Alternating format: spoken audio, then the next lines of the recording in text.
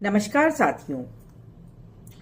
आज विश्व के सबसे बड़े लोकतांत्रिक देश भारत के लिए गर्व का दिन है कि माननीय प्रधानमंत्री श्री नरेंद्र मोदी जी की इच्छा शक्ति और महिलाओं के उत्थान के लिए लगातार उनके प्रयासों का नतीजा है कि पिछड़े और गरीब मुसलमानों के लिए एवं स्पेशली महिलाओं के लिए आज का दिन स्वर्णिम है।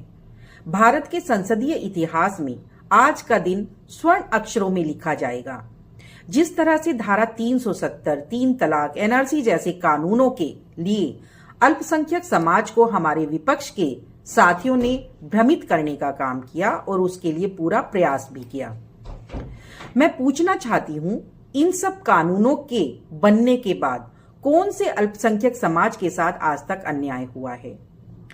3 तलाक से पीड़ित महिलाएं आज राहत की सांस ले रही हैं और गर्व महसूस कर रही हैं। अगर हमको गंगा जमुना तहजीब को वास्तव में कायम रखना है तो हमें इस वर्ग का उत्थान करना भी जरूरी है और प्रधानमंत्री श्री नरेंद्र मोदी जी लगातार ये प्रयास कर रहे हैं और उन्होंने 3 तलाक जैसी कुरीतियों को भी देखा और उसका निदान किया। जब प्रधानमंत्री जी ने लाल किले से शौचालय की घोषणा की थी तो लोग इस बात का भी मजाक उड़ा रहे थे, लेकिन धन्य है भारत की धरती जिन्होंने मोदी जी जैसे लाल को जन्म दिया, जिन्होंने करोड़ों महिलाओं की शौचालय संबंधी पीड़ा को महसूस किया और उसे दूर करने का सरकार के माध्यम से शौचालय बनाए गए उसका भी पूरा प्रयास किया। एक प्रधानमंत्री जी की कुर्सी पर बैठे व्यक्ति ने इस पीड़ा को महसूस किया।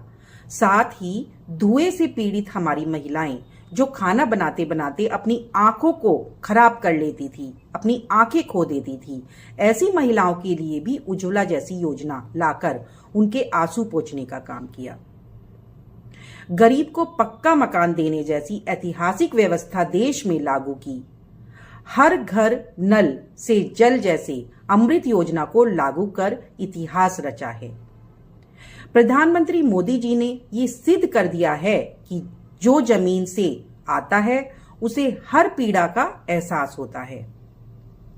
आज वक्फ बोर्ड में सुधार कर उन पिछड़े और गरीब मुसलमानों का और स्पेशली महिलाओं का जो भला किया है उसे इतिहास हमेशा से याद रखेगा कि देश में मोदी जी के रूप में एक प्रधानमंत्री जी आए जिन्होंने महिलाओं के लिए, गरीबों के लिए, पिछड़ों के लिए और अल्पसंख्यकों के लिए ऐसा काम किया जो सदियों तक इतिहास में याद किया जाएगा।